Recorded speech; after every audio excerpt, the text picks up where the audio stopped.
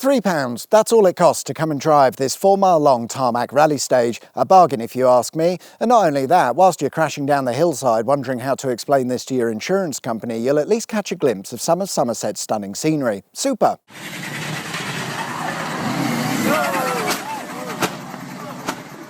Today I've come to Porlock Hill at the recommendation of quite a few of you guys. Thanks very much, good work.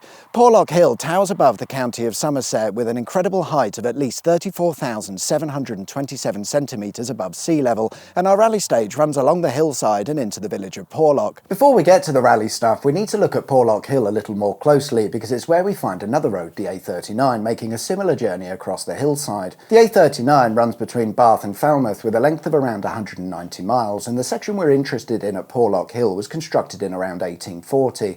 As a result of the hill, the A39 can take the title of the steepest A road in the country and place it seeing a gradient of 25%. In little under a mile, you'll climb to a height of around 725 feet. It's not as twisty as, say, Zigzag Hill that we looked at before, but it makes up for that by offering a stupidly steep gradient and a good few miles of road to enjoy. Heading out of Porlock, you begin with a steep climb through the trees, and it's on this initial section that we find the tightest of the corners, something like a 130-degree turn, followed by a 90-degree turn and then into a near hairpin bend. Once the excitement of that's all out the way, you emerge from the trees onto a far straighter but still curvy section of road, at which point the view opens up across the Bristol Channel. We're still heading uphill at this point. We've got about a mile to go until we reach the summit of Porlock Hill. After you've spent half an hour climbing the hill because you sat behind some dickhead with a caravan who ignored all the official advice of not driving up the hill with a caravan, you are at least rewarded with a fine view across the Bristol Channel, where on a clear day you can spot the beautiful Aberthaw Power Station in Wales across the crystal clear waters of the Bristol Channel. But if all that messing around with steep hills and caravans sounds like a bore ache, and it is, there is a solution which takes us back to our rally stage.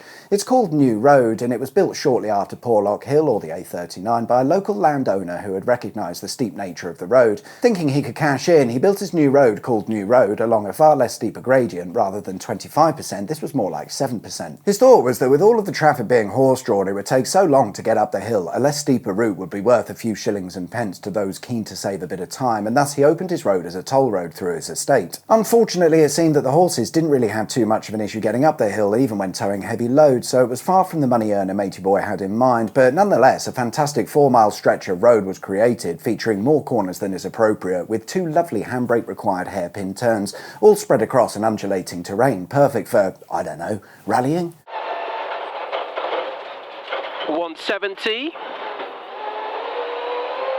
It's said that the first competitive motorsport event held at Porlock Hill was nothing more than a bet between friends. It was the year 1900 and the bet was simple: would this newfangled motorcar make it up the hill? Yes, it would, it turns out.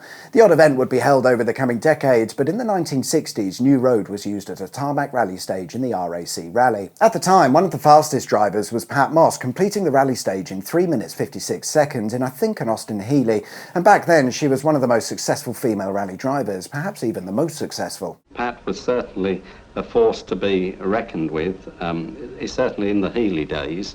And, you know, to do any good in a Healey, you had got to beat Pat as well as all the rest of the opposition. Today, rally events are still held on the road, although only on the odd occasion. For the rest of the time, the road is open to the public, but even after all these years, there's still a toll to pay, and that's because, surprisingly, the road hasn't changed ownership and is still under the control of the Porlock Manor estate.